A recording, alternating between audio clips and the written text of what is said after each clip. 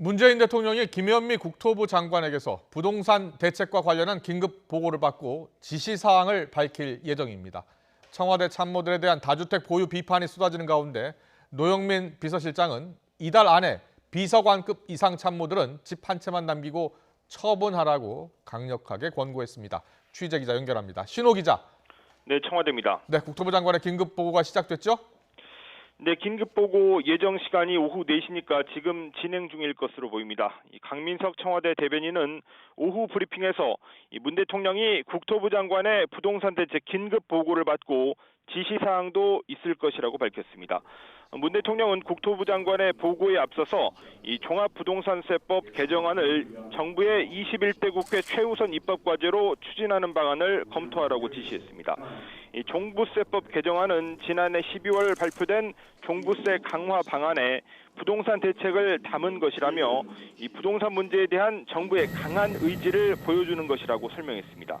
정부가 지난해 12월 발표한 주택시장 안정화 방안을 보면 공시가격 9억 원 이상의 주택에 부과되는 종합부동산세를 1주택자에 대해서도 이 강화하는 내용을 담고 있습니다. 청와대 참모들의 다주택 보유에 대한 비판도 거셉니다. 노영민 비서실장이 이달 안에 집을 팔라는 강력한 권고를 다시 내렸다고요. 네, 그렇습니다. 작년 12월에 이미 내렸던 권고인데 지킨 사람이 거의 없었습니다. 이 노 실장은 당시 정부의 부동산 대책에 적극 동참하는 차원에서 청와대 참모진에게 수도권에 집 2채 이상을 보유한 경우 한 채를 빼고 나머지를 처분하라고 권고했습니다. 처분 시한으로 6개월을 제시했는데 최근까지 주택을 처분한 참모들이 거의 없어서 청와대 내 다주택자들에 대한 비판이 쏟아졌습니다. 그러자 노 실장이 이번에는 더 강력한 권고를 내렸습니다. 비서관급 이상 참모들은 법적으로 처분이 불가능한 경우가 아니면 이달 안에 1주택을 제외한 나머지는 처분하기를 강력히 권고했습니다. 투기지역과 투기과열지구 또 조정 대상 지역에 집을 보유한 다주택 보유자 12명이 대상입니다.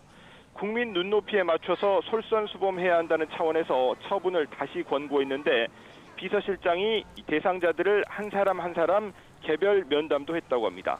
노영민 실장은 본인 스스로도 서울 반포동과 충북 청주의 아파트를 보유하고 있는데요. 노 실장은 충북 청주의 아파트를 어제 매물로 내놨다고 청와대는 밝혔습니다. 지금까지 청와대에서 YTN 신호입니다.